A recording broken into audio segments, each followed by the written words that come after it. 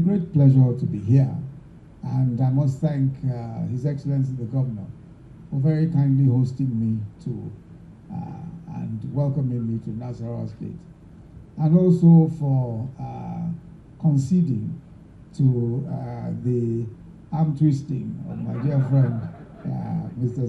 Odia. I'm glad to see that His Excellency has agreed to build the road. I'm also very happy that Mr. Odia did not make any demand of the federal government, which puts me in a rather good position. But I want to thank Mr. Odia, a friend of mine of many, many years, the team at the Millard Fuller Foundation, and all partners for inviting me to join you at this watershed event in the very important work of providing housing, especially for Nigerians who need it the most. It is a task that you have faithfully stuck to over many years. And as we join you to celebrate the commissioning of these 248 new homes, which brings the number of homes you have provided thus far to 1,000, I congratulate you and your partners. The housing challenge that we face in Nigeria is in two forms. The first is that we have the issue of inadequate housing supply to meet our population growth, particularly for low-income individuals and families. And our population is growing at 5 million people every single year. 5 million extra people. In other words, any community, Liberia has a population of about 5 million. But every year, we create a new Liberia here in Nigeria because so you can imagine the enormity of the challenge. Then we also have the issue of substandard housing. In other words, houses that are hardly habitable. You find many people living in cramped one-bedroom, one-room, sometimes even no toilet facilities. Unfortunately, as I've said, these shortcomings continue to grow with increasing social and economic inequalities in our society. At the extreme, many households are faced with a dilemma of survival between food and adequate shelter. But the vision of the administration of President Muhammadu Buhari from inception is that we must have a nation where the weakest amongst us have the dignity of a decent home and livelihood. It's a difficult enterprise, a difficult challenge, but that's the vision. Whilst the challenge of inadequate or no housing undermines the quality of life of so many Nigerians, it also denies our economy and therefore our collective welfare, the growth that is possible through even a vibrant housing market. So it's not just that it is bad not to have good houses. It's not good for the economy. Most places in the world where you have a house, it also means that the economy becomes more vibrant because you can use your house as collateral to borrow money in order to do business. As a matter of fact, that's the primary way by which most small businesses raise capital, is by pledging their homes, using their homes as collateral all over the world. So we deprive the economy of the vibrancy that it ought to have when we don't have housing, adequate housing. But the government is taking both challenges very seriously. Immediately we were sworn in 2015, we established the Social Investment Program. Now the Social Investment Program is a 500 billion set of initiatives designed to improve the quality of life of the most vulnerable, the poorest Nigerians. And the Social Investment Program is the largest of its kind in Africa. That's the one that has the homegrown school feeding, where we're feeding 9.5 million children every single day. And that's the one that also has the Empower, which we referred to. And a component of that is the Social Housing Fund, 100 billion as part of that 500 billion, although we've never been able to give up to 100 billion, even half of that. But that is that's what the budget says, that we'll provide 100 billion as part of the 500 billion for low-cost housing. And that is supposed to be run by the Family Homes Fund in the Ministry of Finance. This is in addition to the National Housing Program of the Federal Ministry of Works. In addition, when along with the rest of the world, we were faced with the COVID-19 pandemic and the impact on the economy, we reacted swiftly by putting in place an economic sustainability plan. Part of that plan was a 200 billion national social housing program aimed at delivering houses for Nigerians on low income. The program is supposed to create 300,000 new homes. So far, 18 states have given us free land because we work with the states. It's the Family Homes Fund that is the manager of that process. So we work with states, the state gives free land, and then the Family Homes Fund builds the homes. And so far we've built 19,478 homes, including 582 that were purchased from the Millard Fuller Foundation. And I'm told by the MD of the Family Homes Fund that we are in the process of negotiating another 400 homes with the Millard Fuller Foundation. The aim of our social housing program as low-cost housing is to be able to give a self-contained one-bedroom at a maximum of 2 million naira and 3.2 million naira for a two-bedroom house. Of course, as I've said, the land will be free. We negotiated with Dangote, with Boa, and Lafarge Cement, the three major cement companies in Nigeria. And they agreed to give us cement for building those low-cost houses at 30% discount. So we now have relatively low-cost cement to build our social housing or our low-cost housing. To ensure that these initiatives are sustained, we're in the final stages of our comprehensive 10-year national housing strategy. The strategy is the first of its kind. It has input from the private sector, and it has the following primary objectives. The first is the harmonization of all existing housing initiatives and programs.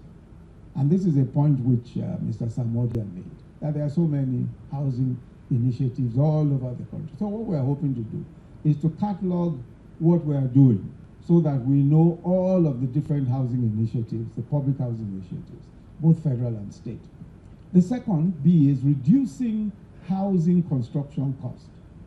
Just as you've seen, the cost of construction is currently very high. With inflation now, it's even higher. So an important route to achieving this outcome is to focus on developing the capacity for manufacturing building materials locally. And that's one of the objectives of our social housing scheme, that we will try as much as possible to use locally manufactured products so that we can boost the local market itself. And the third, which is also very crucial, is enhancing the access to housing finance, particularly deepening the participation of the capital market in housing finance. And we already have a capitalization. Our stock exchange is compared to the rest of Africa, has, a huge, has huge capital. It's about $57 billion. That's the second largest stock exchange in sub-Saharan Africa. But very little of that capital goes into housing or into mortgages. So something that's very important is to ensure that we're able to provide mortgages for housing. In other parts of the world, people do not pay cash for a house. And I'm happy to note that that is what is going on in your house, in the housing estate here, that there is a financing arrangement so that by paying what is ordinarily your rent, by just paying your rent every month, eventually you're able to own a house. So it's not just rent. Your rent is actually payment towards the ownership of the house. And I think that's a very important thing, which is what we hope to achieve through our own housing finance initiatives. The third objective of the proposed national housing strategy is to deepen the participation of our capital markets, as I've said, in housing. And this is very critical because we recognize that there are competing priorities for government funding. Government funds alone can never provide enough houses for everybody. It's impossible. If you look, in fact, His Excellency, the governor, and I were talking just as we were coming, Dangote Cement has a profit of over 300 billion. I think their last profit, 300 billion. The whole budget of Nasarawa State is probably about 150 billion or so. It's not even up to 150 billion. And Dangote Cement in 1 year, profit is 300 billion. So when people say government must do, government must do, government must do, you don't know how limited government really is. Because Nasarawa, just compare Nasarawa so Dangote can pay the budget of Nasarawa State twice. In 1 year, he can pay twice. In other words, you can say, I'll pay Nasarawa State budget 2 years. So the truth of the matter is that there is inadequate funding. So we must bring in the private sector, which is why we negotiated with Dangote, Bua, and Lafarge that make your own contribution to this effort. Give us a discount on cement, and they've been able to do so. And we can do a lot more, especially with the capital market. We can move funds from the capital market to housing finance so that more people can get mortgages. So I'm delighted with what I am seeing here and with the partnership and joint working relationship that is creating a new and vibrant neighborhood in this part of Nasarawa State. And I'm hopeful that with the example that you have set, this can serve as a model for many others to follow, especially with the potential for creating homes that are affordable for Nigerians on very modest incomes or for young people who are just starting out in life. And I think this occasion provides an opportunity to highlight an important point.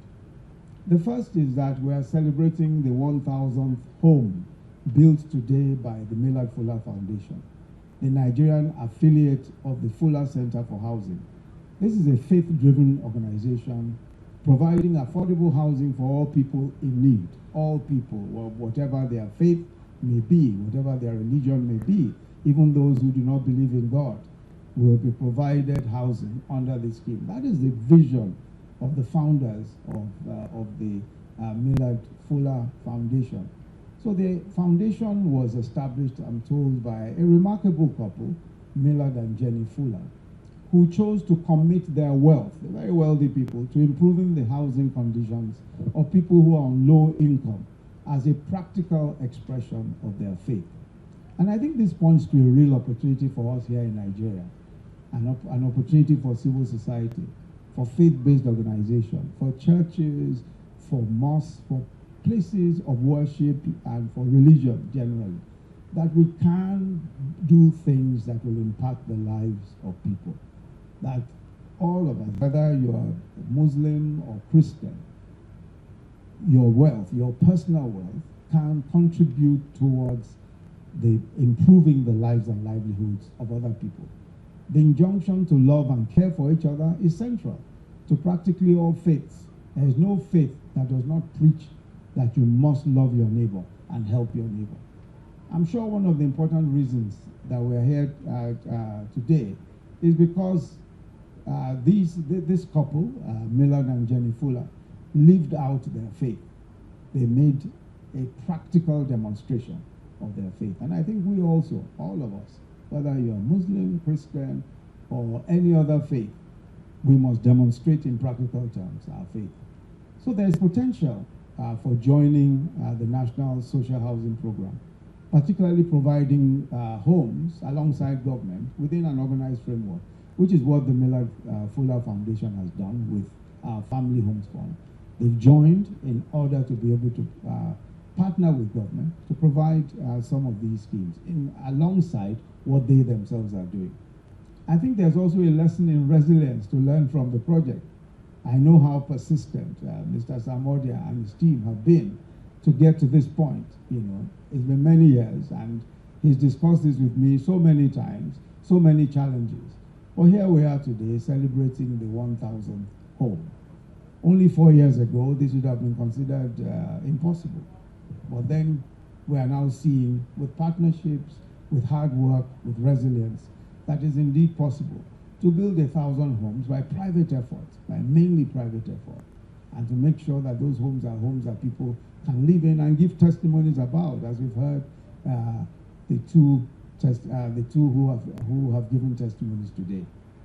In the quest for rebuilding our own nation, I think we should take something from the resilient spirit that has made the Grand Louvre possible. And I'm convinced that our country certainly not just has a potential to be great, but will be great without any doubt at all. And the reason why our country will be great is not because of government, it's because of its people. We have a hardworking, resilient, serious-minded people. And what we need to do is to work together, just as we've seen here, to build. Countries of the world that have succeeded have built on the initiative, on the enterprise of their own citizens. And I think it is possible for us to build on the initiatives and the enterprise of our own citizens. So I wish you all, especially first the Millard Fuller Foundation, more success in the years to come. I also want to thank your partners, the Family Homes Fund, the Real UK, and the artisans and the people of MASAKA who have been such gracious hosts and who have benefited from the great work we have done. Again, I also want to commend His Excellency, the Governor, for innovation and foresight. I think it helps when you have an experienced businessman as your governor. You know, he has immediately seen the business sense in building a road here. After all, the people here will pay taxes and income taxes too. Thank you very much, and God bless you.